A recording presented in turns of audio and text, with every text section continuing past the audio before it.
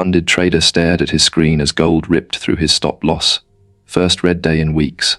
His heart rate spiked to levels normally reserved for emergency situations. His breathing became shallow and his hands started shaking. This wasn't just a trade going bad. His nervous system was experiencing the same biological response his ancestors felt when facing predators. Within minutes, he doubled his position size on the next setup, abandoned his time frame to scalp quick profits, and turned a manageable loss into account termination. What destroyed his account wasn't bad risk management or poor setups. It was 3 hardwired psychological responses that evolution designed to keep humans alive, but now systematically destroy trading accounts. These mental traps operate below conscious awareness and activate during the exact moments when clear thinking matters most. What I'm about to reveal are the specific neurological mechanisms that hijack your decision-making and the clinical techniques used to rewire them. Section 1. Stress inoculation.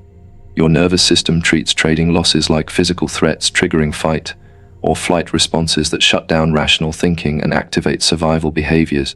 When you see red on your screen, your amygdala floods your bloodstream with cortisol and adrenaline, preparing your body to fight or flee from a computer monitor. This biological hijacking explains why you make your worst trading decisions during drawdowns and your best decisions when you're winning. Your brain literally can't think clearly when it believes you're in danger. The clinical solution involves stress inoculation therapy, a technique borrowed from military and emergency response training. You deliberately expose yourself to simulated trading stress in controlled environments until your nervous system learns that account drawdowns don't constitute survival emergencies.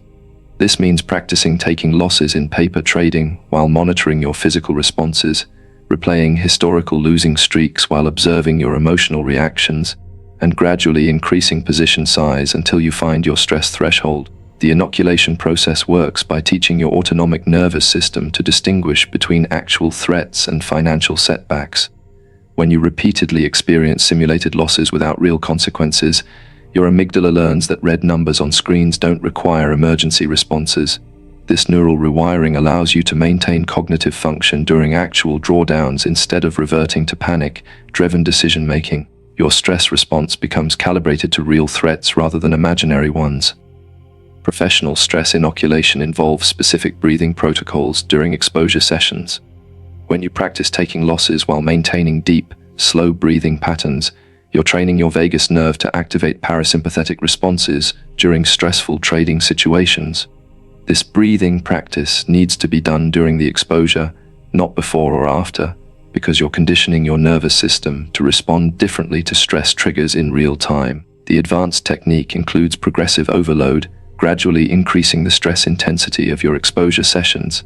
Start with small paper trade losses, progress to larger simulated drawdowns, then move to live trading with position sizes that create mild discomfort. This systematic approach builds psychological resilience the same way physical training builds muscle strength. Your nervous system develops the capacity to handle larger stresses without triggering panic responses. But stress inoculation only protects you from one form of psychological hijacking. The second trap operates through an entirely different neural pathway. Section 2. Decision fatigue. Your brain has limited processing power for complex decisions, and trading depletes this cognitive resource faster than almost any other activity. Every chart analysis, entry decision, and risk calculation consumes mental energy from the same finite pool your brain uses for self-control and rational thinking. When this cognitive load reaches capacity, your decision-making deteriorates rapidly, causing you to revert to emotional impulses and habitual responses that usually lose money.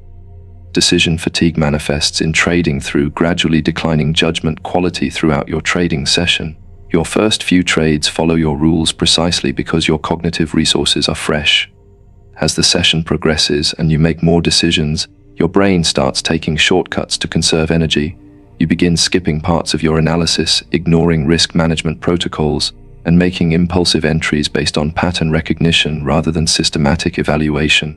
The neuroscience behind cognitive load explains why most traders perform worse during longer trading sessions and why overtrading destroys more accounts than any other behavioral error. Your prefrontal cortex, responsible for executive function and impulse control, becomes less active as cognitive fatigue increases.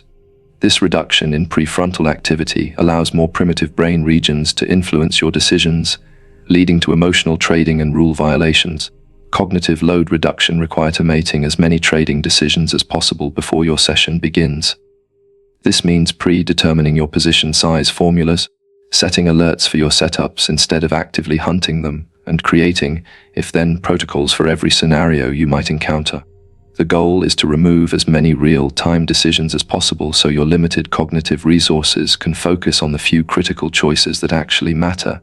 The clinical approach involves cognitive behavioral therapy techniques adapted for trading psychology. You identify the specific mental tasks that drain your cognitive energy most quickly, then develop systematic procedures to handle those tasks without conscious deliberation.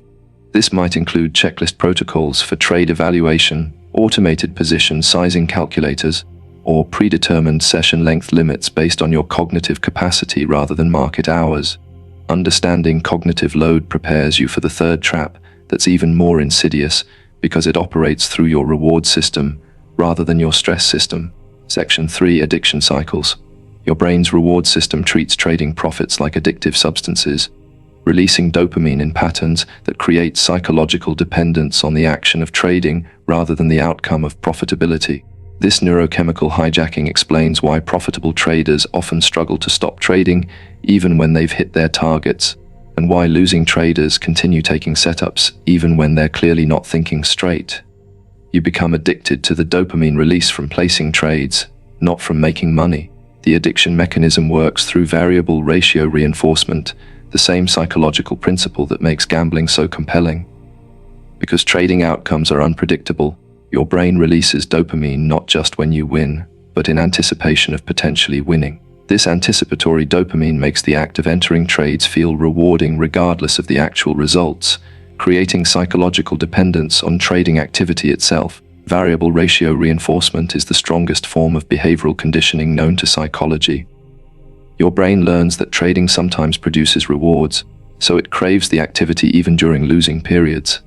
This explains why you feel compelled to take just one more trade, even when you're already profitable for the day, and why you have difficulty staying away from your charts, even when you know you should stop trading. The clinical solution involves dopamine regulation through scheduled reward protocols. Instead of allowing your brain to get dopamine hits from random trading activity, you create predictable reward schedules tied to process adherence rather than profit outcomes. This might involve allowing yourself specific rewards for following your rules for predetermined periods, regardless of whether those periods were profitable or not. Advanced dopamine regulation requires understanding that your brain needs novelty and stimulation, but you can provide these needs through non-trading activities. Many successful traders develop intense hobbies or physical activities that provide dopamine stimulation without financial risk. This satisfies their brain's need for excitement while protecting their trading capital from addiction-driven decision-making. The ultimate framework involves neuroplasticity training, deliberately rewiring your reward system to find satisfaction in process execution rather than outcome generation. This requires months of consistent practice where you consciously celebrate rule-following behaviors while remaining emotionally neutral about profit and loss results. Over time, your brain learns to associate dopamine release with disciplined trading rather than with gambling behaviors. Comment below and tell me which neurological trap you recognize most in your trading: stress hijacking, cognitive overload, or dopamine addiction. These aren't just psychological concepts, they're specific brain mechanisms that evolution designed for survival, but now sabotage modern trading. Master the clinical techniques to regulate your stress responses, manage your cognitive load, and control your dopamine system, and you'll develop the neurological foundation that separates consistently profitable traders from everyone else.